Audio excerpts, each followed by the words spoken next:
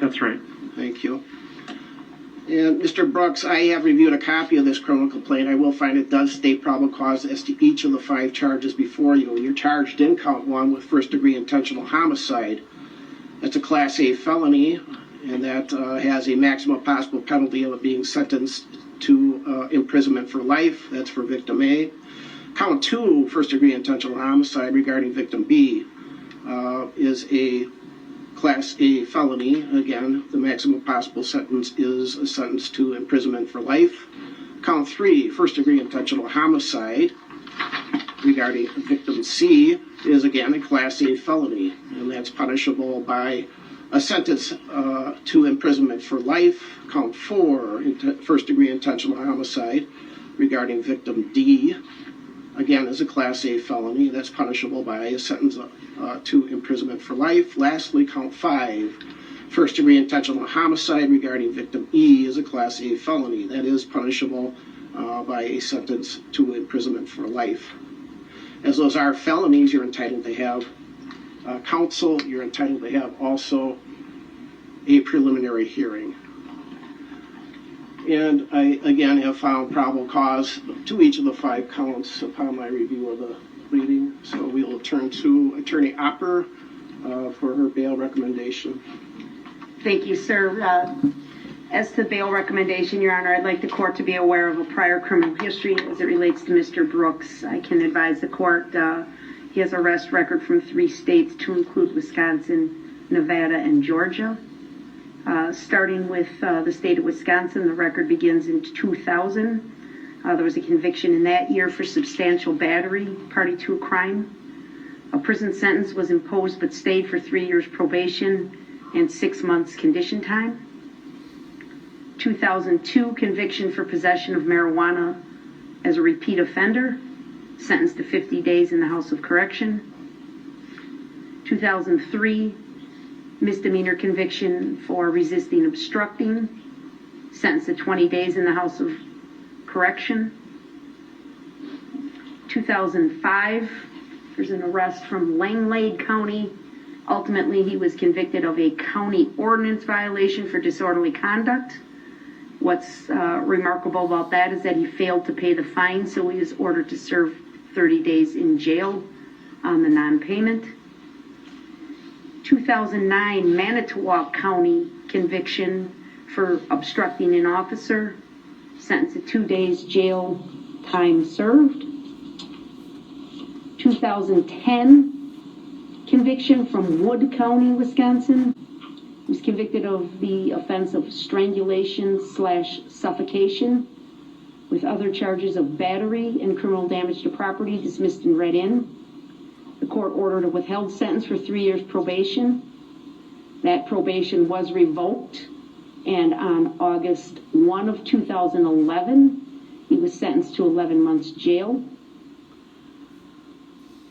2012, he was convicted at the same time on 2 separate files in Milwaukee County. First file was a charge for possession of marijuana as a repeat offender, sentenced to 180 days in the House of Correction. The second file, he was convicted of misdemeanor bail jumping and misdemeanor possession of THC, also sentenced to 180 days in the House of Correction, concurrent to the other case and concurrent to each other. In May of 2012, there was a conviction for resisting obstructing. He was sentenced to 37 days jail consecutive to the earlier sentence imposed in April of that year. He's currently pending on 2 charges in Milwaukee County. 2020 CF 2550, he's charged with 2 counts, second degree recklessly endangering safety while armed, and 1 count of felon in possession of a firearm. The date of that offense, all 3 offenses, is July 24 of 2020. It's believed he was arrested shortly after that incident and remained in custody in the Milwaukee County Jail until released on bail there for reasons of a speedy trial violation on March 3 of 2021. Bail at that time was lowered from $7,500 cash bail to $500 cash bail. In that case, Your Honor, it is alleged that he got into a fight with his nephew. The defendant fired one round from a handgun toward the vehicle that his nephew was in. The vehicle was occupied by another person, and that accounts for the 2 charges of reckless endangering safety. The next day, he was taken into custody, and the residence where he was located, he was found to have a loaded 9mm handgun just a few feet away from him. The handgun was previously reported stolen. Again, he was a convicted felon on that date, so that accounts for the 3rd charge. He's also currently pending in Milwaukee County case number 21 CF 4596. That has a date of offense of November 2, 2021. He's charged there with resisting obstructing, felony bail jumping, 2nd-degree reckless endangering safety in a domestic violence situation, domestic DC, and domestic battery. The allegations in that case, Your Honor, are that he struck the mother of his child in the face with a closed fist. Then as she was walking away from him, he intentionally ran her over with his vehicle. The vehicle in that matter described as what's believed to be the same maroon 2010 Ford Escape used in the allegations in this case. Police went to his home and found him getting out of that Ford Escape. The defendant ignored their commands to stop, and he tried to run into the house before he was apprehended. There's a long history of flight, obstructing, bail jumping type behavior, Your Honor. It's remarkable that these are violations all around the state of Wisconsin, not just his home county of Milwaukee, but we had convictions from Wood County, Manitowoc, and Langlade in northern Wisconsin. I'd like the court to be aware of a record from the state of Nevada. We'll go to Nevada first. That happened, the first conviction was from December 11th of 2006. He was found guilty at trial of a misdemeanor count for obstructing an officer, was sentenced to jail in Nevada. Also on that same day of December 11, 2006, he pled guilty to a domestic battery as a misdemeanor, and the court there ordered a suspended sentence. On March 16th of 2007, he pled guilty to statutory sexual seduction, a felony. The court ordered a suspended sentence for 36 months probation. He was also ordered to register on the Nevada Sex Offender Registry. He is currently noted to be non-compliant with that registration requirement. On June 23rd of 2016, he was charged with a sex offender registry violation, first offense. He failed to appear in court, and a warrant remains active for his arrest. So he currently has an outstanding warrant for his arrest in the state of Nevada. In Georgia, Your Honor, the record reflects a May 27, 2021 arrest for misdemeanor battery with a designation of family violence. While it is not clear if he was convicted, he did recently remark to a court official in this county that he had served a 6-month jail sentence in Georgia. So we have not been able to verify if that was a conviction, but certainly there was a confinement in conjunction with that arrest. He has no contact with the criminal justice system in Waukesha County or the district attorney's office. He does have a outstanding paternity case that's been pending since 2003, in which he was adjudicated as the father of a juvenile, and there's been returned court appearances over the years based on failure to pay child support.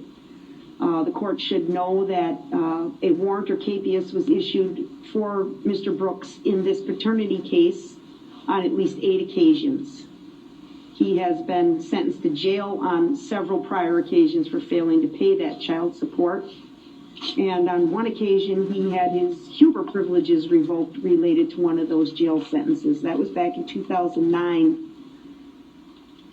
Most recently, there was a warrant issued for his arrest in that non-support civil case on August 2 of 2021. Judge Maxwell signed an order for him to serve a 120-day jail sentence. Mr. Brooks did make a court appearance in that matter on November 16th of 2021, so just last week, 1 week ago. And he was released at that time because, again, he had explained to the court, provided an explanation that the reason he had not made his child support payments is because he was serving that jail sentence in Georgia. So the court released him that day and ordered him back for a court appearance in the paternity case for December. So Judge, just based on his prior record, we obviously have very significant concerns about Mr. Brooks' flight history and willingness to obey the orders of the court. But we have to factor in, obviously, the allegations in this case as well. And obviously, I don't need to state Mr. Brooks is facing 5 consecutive life sentences if he's convicted on all counts in this complaint.